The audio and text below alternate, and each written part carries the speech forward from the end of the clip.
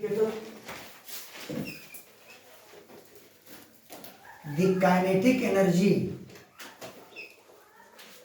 of a particle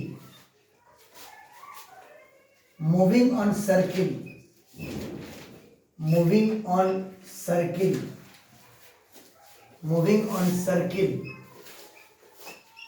of radius 1 meter varies with time के साथ very कर रहा है, varies with time as k बराबर 4t स्क्वायर, k बराबर कितना 4t स्क्वायर, जहां पे t सेकंड में है, टाइम सेकंड में है, ऐसा यूनिट में है, और जो काइनेटिक एनर्जी है वो जूल में है। वो किस में है? जूल में। बोलो क्लियर है? टी सेकंड में है और काइनेटिक एनर्जी किस चीज में है? जूल में। टी सेकंड में है और के किस में है? जूल में। If mass of the particle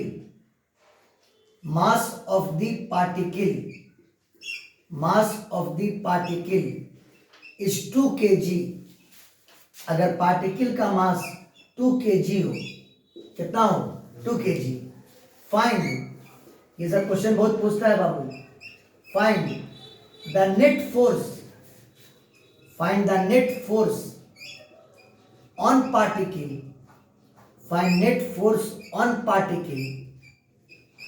at t बराबर 1 सेकंड।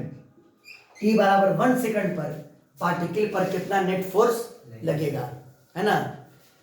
एक पार्टिकल किसी सर्किल पर मूव कर रहा है जिसका रेडियस कितना है? 1 मीटर, और मूव करते करते उसकी जो काइनेटिक एनर्जी है वो टाइम पे डिपेंड कर रहा है। काइनेटिक एनर्जी और टाइम में रिलेशन दिया हुआ है कितना? 4t स्क्वायर, है ना? के वेरिएबल है, इसका मतलब क्योंकि काइनेटिक एनर्जी टाइम डिपेंडेंट है तो के क्या हो गया? वेरिएबल। तो कहता है अगर पार्टिकल का मास कितना हो? 2 kg, तो बताओ उस पार्टिकल पर 1 सेकंड में या 1 सेकंड पर कितना नेट फोर्स लग रहा है। समझ गए? पहले आपको ये डिसाइड करना होगा कि ये सर्कुलर मोशन यूनिफॉर्म है या नॉन यूनिफॉर्म है। यूनिफॉर्म अगर होगा तो स्पीड कांस्टेंट होगी, और नॉन यूनिफॉर्म होगा तो स्पीड वेरिएबल होगा। बोलो क्लियर है? देखो के से जाना जाएगा, ये के बराबर दिया हुआ है 4 × t स्क्वायर। के बोले तो काइनेटिक एनर्जी, जिसका फॉर्मूला होता है half mv square. 9th class का बच्चा भी जानता है। के बराबर कितना? हाफ mv स्क्वायर बराबर 4 × कितना? t square. यहाँ से v स्क्वायर निकाल लो या पहले मास पुट कर दो। मास कितना है? 2 kg। तो यहाँ 2 पुट करेंगे तो 2 से 2 कैंसिल, यानी v स्क्वायर बराबर कितना? 4t square. बोलो बाबू बोलो। और यहाँ से जब v कैलकुलेट करोगे तो रूट आ जाएगा, यानी 2t। बोलो क्लियर है? ये हो गया स्पीड। बोलो लीनियर स्पीड या वेलोसिटी का magnitude.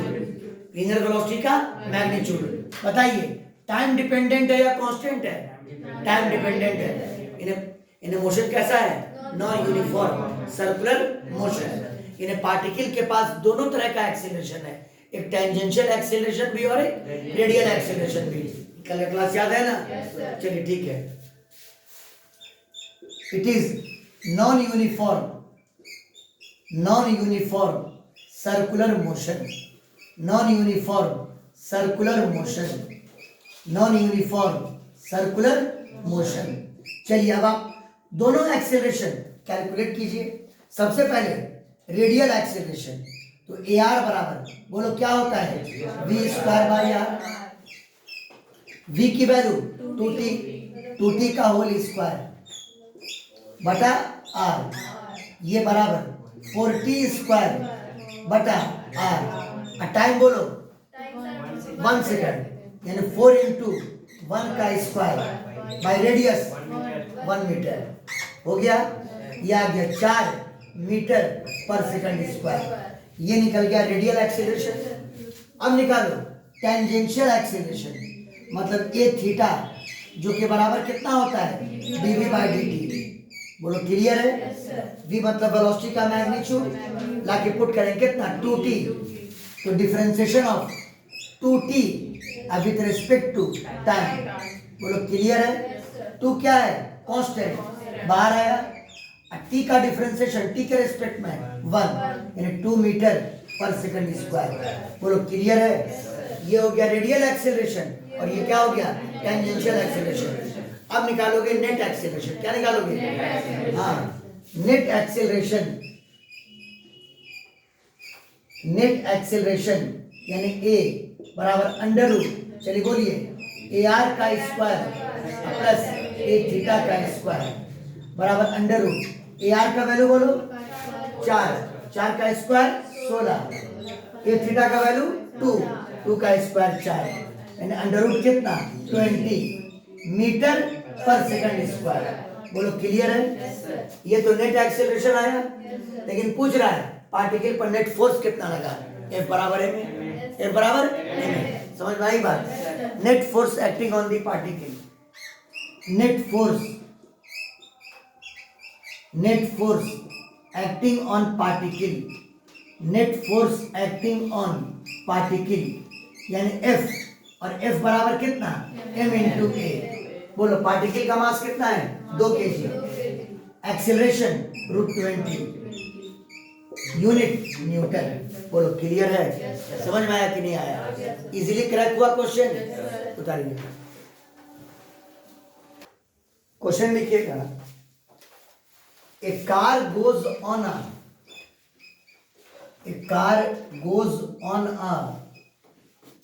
a horizontal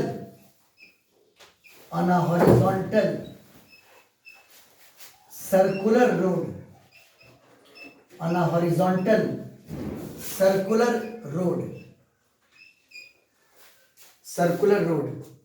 of radius r,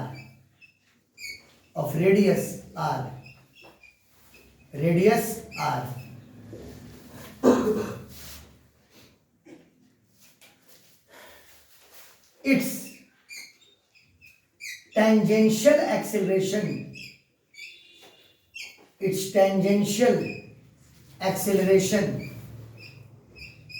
is a। दिया हुआ क्वेश्चन में टेंजेंशियल एक्सेलरेशन कितना है a है। The friction coefficient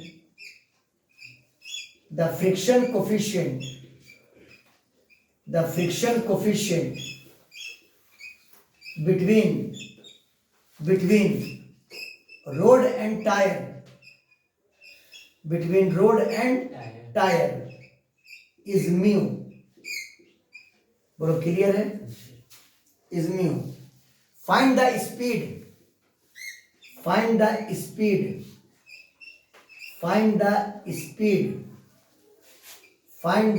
speed at which car will skid।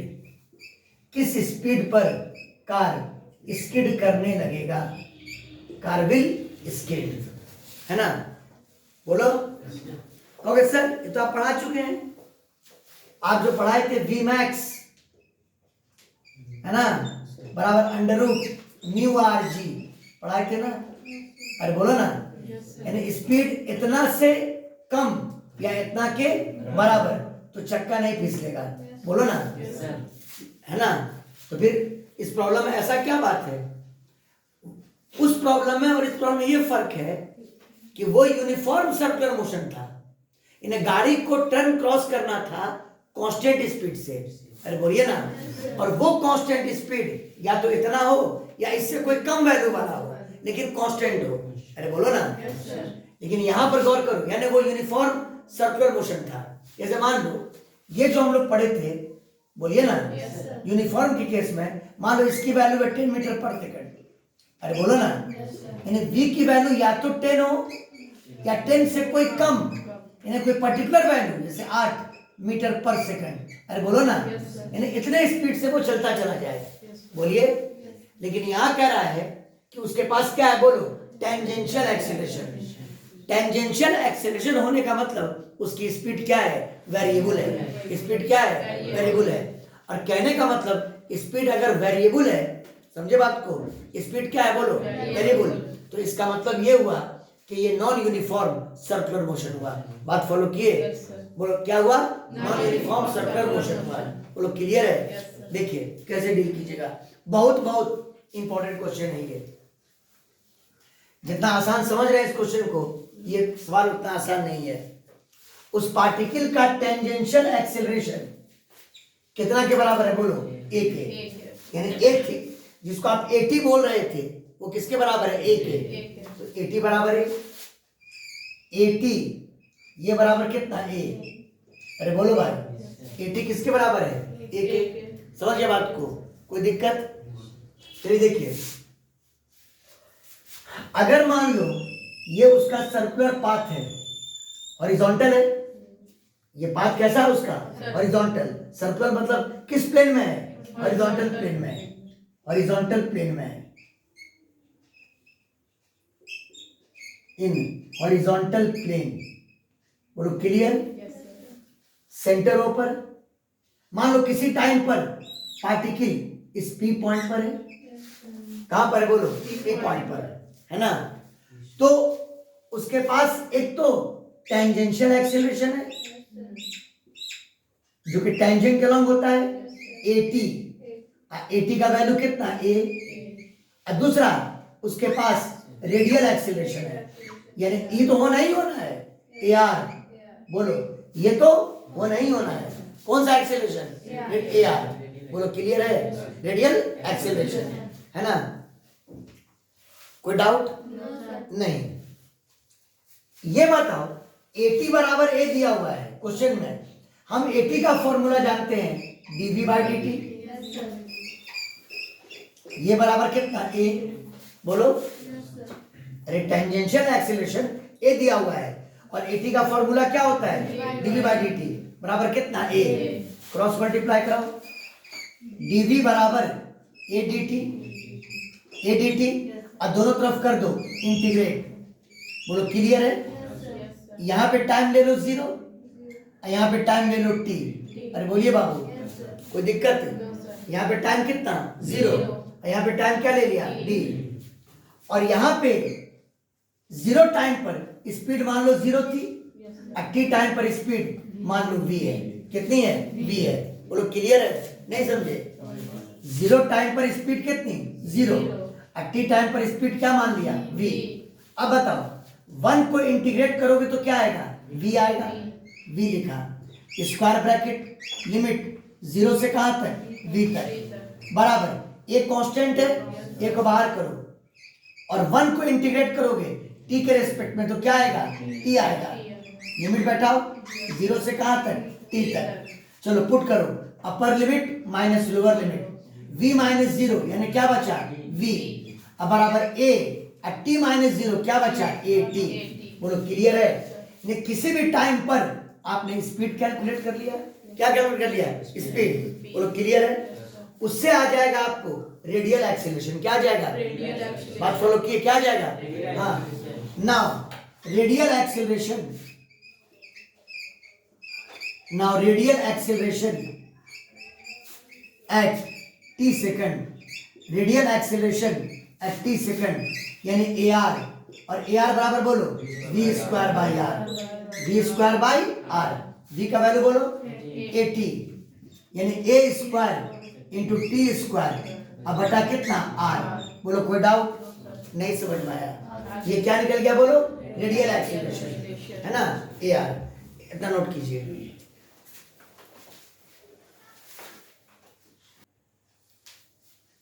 ये रेडियल एक्सेलरेशन है और ये टेंजेंशियल एक्सेलरेशन है। नेट एक्सेलरेशन किधर होगा, तो आप इसको और इसको एडजेसेंट साइड्स लेते हुए एक पैरेललोग्राम बना लोगे। बोलो, और नेट एक्सेलरेशन का टेल उन्हीं दोनों के टेल पर होगा और हेड डायगोनली अपोजिट कॉर्नर पर। ये डायरेक्शन हुआ किसका, नेट एक्सेलरेशन का हुआ। अब ये बताओ, ये डायरेक्शन है ए नेट का यानी नेट एक्सेलरेशन का, तो इस डायरेक्शन में नेट फोर्स भी तो होना चाहिए। नहीं समझ में आ रहा है? इस डायरेक्शन में सर्किल कैसा है? हॉरिजॉन्टल। तो नॉर्मल तो ऐसे लग रहा है, हॉरिजॉन्टल के परपेंडिकुलरली आउटवर्ड, और एमजी तो ऐसे लग रहा है अंदर की तरफ। तो आखिर इस डायरेक्शन में कौन सा फोर्स लग रहा है? फोर्स ऑफ स्टैटिक फ्रिक्शन, जो गाड़ी को स्किड करने नहीं दे रहा है। बोलो क्लियर है? फोर्स ऑफ स्टैटिक फ्रिक्शन, यानी इसी डायरेक्शन में गाड़ी पे लग रहा है फोर्स ऑफ स्टैटिक फ्रिक्शन, यानी एफएस। यानी क्या? एफएस। अरे बोलो क्लियर है? अब याद करो, जब यूनिफॉर्म सर्कुलर मोशन था, मतलब जब टेंजेंशियल एक्सेलरेशन गाड़ी में नहीं थी, तो सिर्फ रेडियल एक्सेलरेशन थी, तो एफएस डायरेक्टली सेंटर की तरफ लगता था। अरे बोलिए ना, नहीं बात समझे? लेकिन यहाँ पर एफएस एक्चुअली ऐसे लग रहा है। बात आई समझ में? अरे बोलो ना, क्योंकि ये डायरेक्शन है नेट एक्सेलरेशन का, तो नेट फोर्स भी इधर ही लगेगा ना, और एफएस के अलावा और कोई फोर्स है नहीं, क्योंकि एमजी का कंपोनेंट जीरो हो जाएगा हॉरिजॉन्टल प्लेन में, नॉर्मल का भी कंपोनेंट जीरो हो जाएगा हॉरिजॉन्टल प्लेन में। तो एक ही फोर्स बचा, कौन? फ्रिक्शन। तो जिधर नेट एक्सेलरेशन है, फोर्स ऑफ स्टैटिक फ्रिक्शन भी उधर ही लगेगा, और वो अवॉइड करेगा गाड़ी को क्या करने से? स्किड करने से। बात फॉलो कर गए? नहीं समझ में आया? चलिए ठीक है, अब तो बोर्ड मिटाते हैं। ध्यान रहे, हमको टाइम निकालना है जब गाड़ी स्किड करने लगे, जब गाड़ी स्किड करने लगे। सुनो, एक काम करो, ये एंगल कुछ मान लो, मान लिया अल्फा। बोलो ना, एक बार एनएलएम लगाओ सेंटर की तरफ, और एक बार एनएलएम टेंजेंट के लॉन्ग। अरे बोलिए ना बाबू, NLM along towards center, NLM towards center, NLM towards center, यानी सारे फोर्स का कंपोनेंट किधर? सेंटर की तरफ। बताओ, Fs cos alpha, Fs cos alpha, समझ में आई बात? अरे बोलो ना।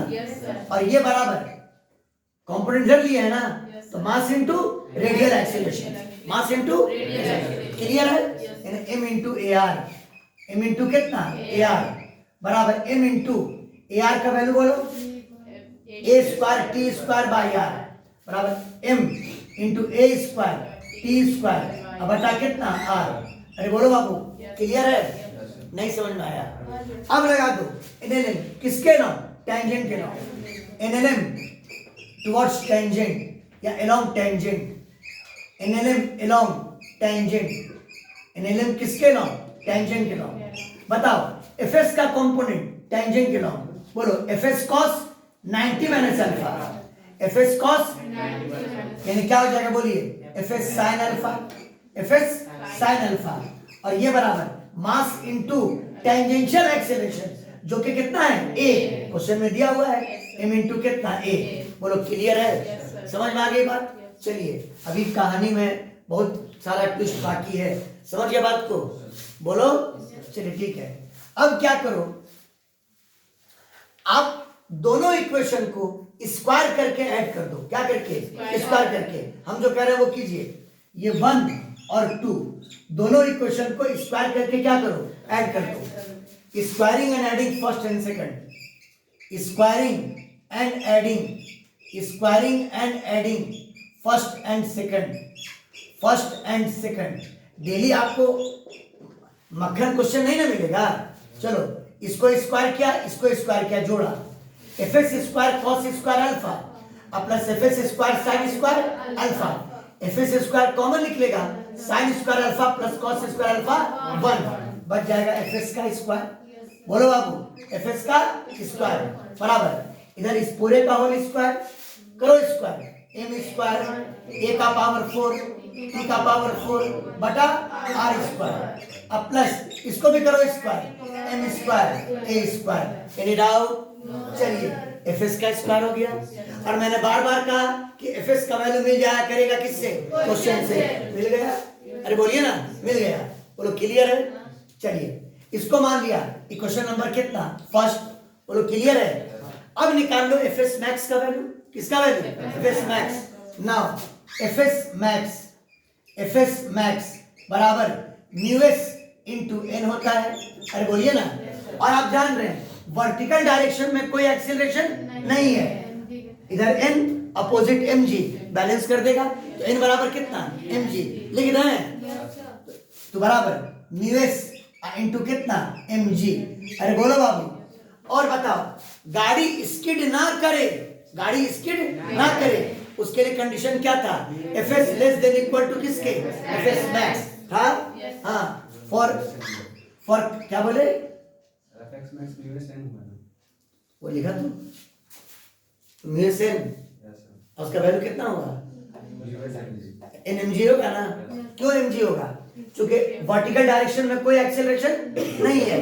अगर आप इधर लेते हैं सारे फोर्स का कंपोनेंट, तो M cos 0 degree, M G cos 180 degree, F S cos 90 degree बराबर 0, एन बराबर क्या आ जाएगा M ji.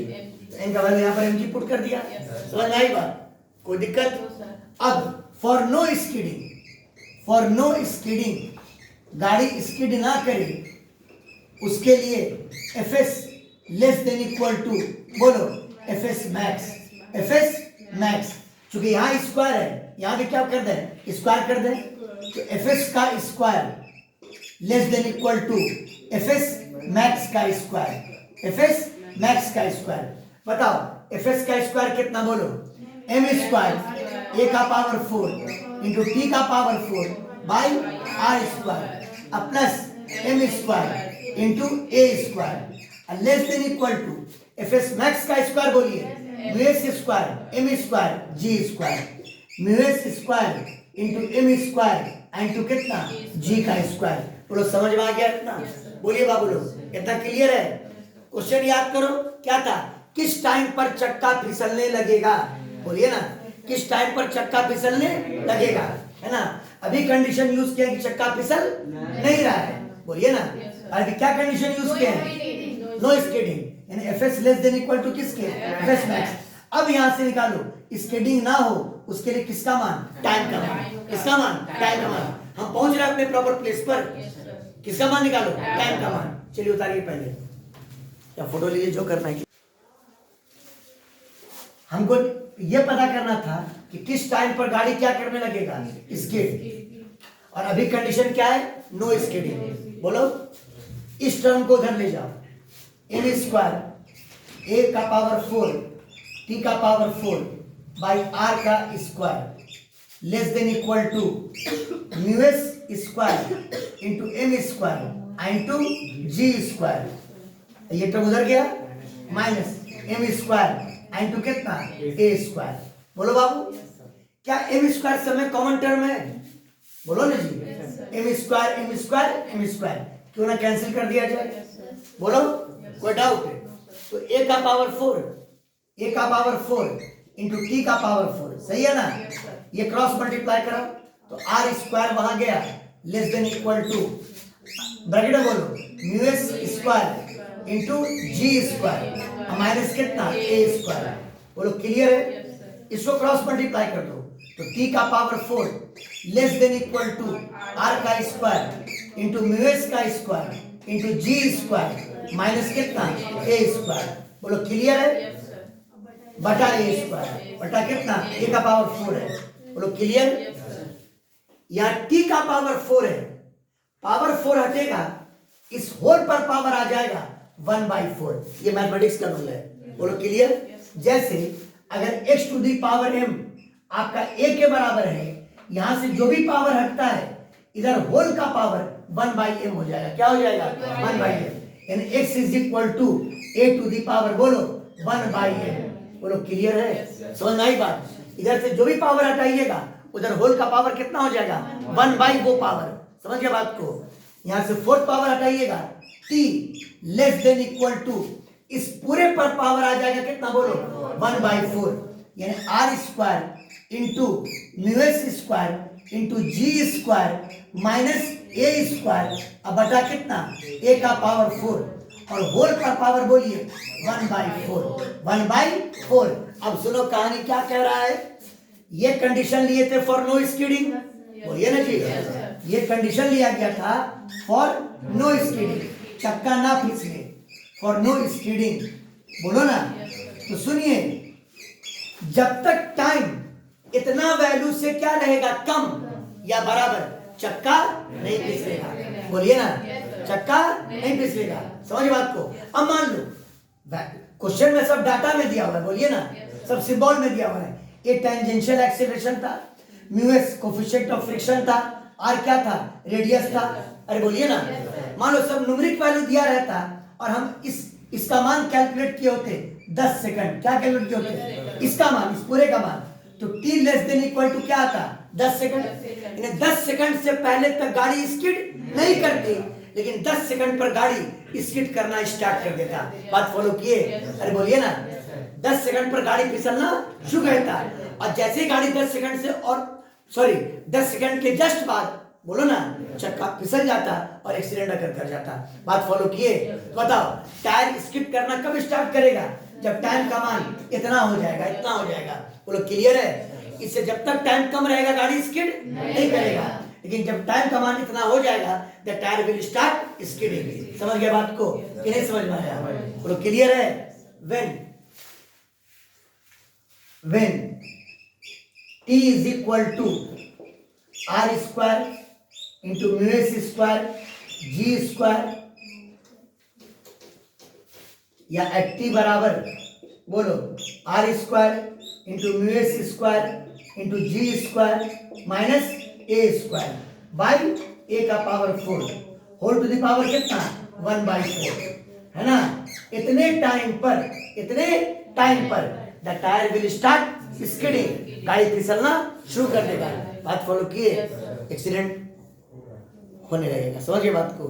The tyre will start skidding, the tire will start skidding, the tire will start skidding। नहीं तैयारी कीजिए सब क्वेश्चन का, बुरी तरह फंस जाइए एग्जाम में। समझ गए बात को? ये नॉन यूनिफॉर्म सर्कुलर मोशन का केस हुआ। बात फॉलो किए? अरे बोलो बाबू, बोलो, कोई डाउट उतारिए।